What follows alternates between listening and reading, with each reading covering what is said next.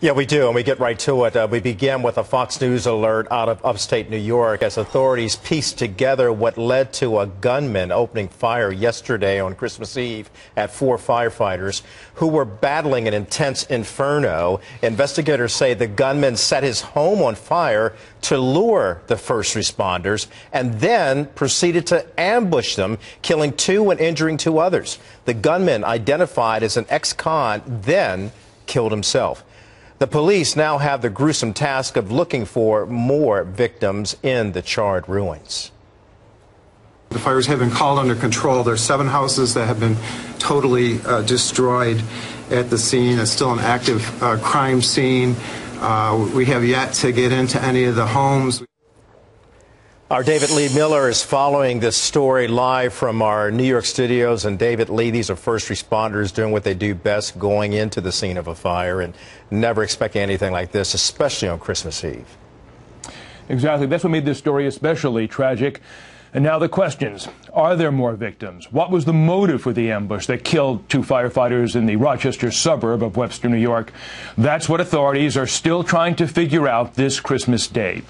Last night, about 100 people attended a memorial vigil. Mourners left flowers and carried a handwritten sign that said, "Thanks for protecting us. Rest in peace."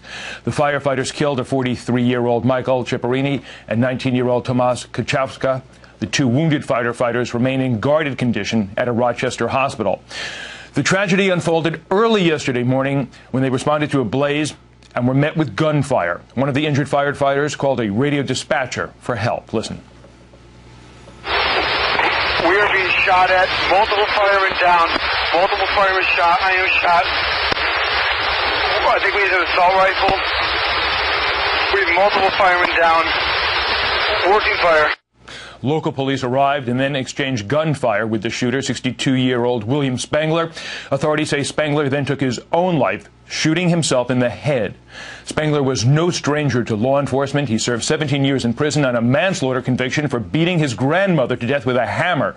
He was released in 1998 and was on parole until 6 years ago. Yesterday, he snapped and, armed with a pistol and a rifle, went on the deadly rampage. Authorities say Spangler's criminal past raises serious questions about how he was able to obtain firearms. Spangler was a convicted felon, so it doesn't, he's not allowed to possess weapons. So, did he legally possess those weapons? No.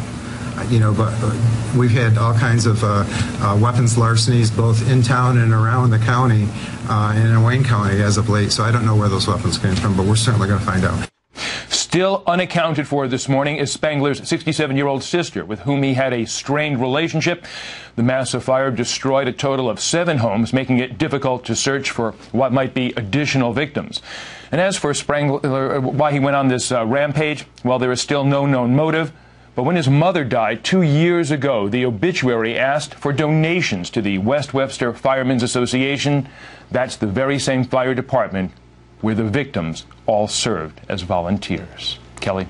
David Lee, what a grim story on this Christmas Day. We appreciate that update. Please keep us informed as we continue to follow that story.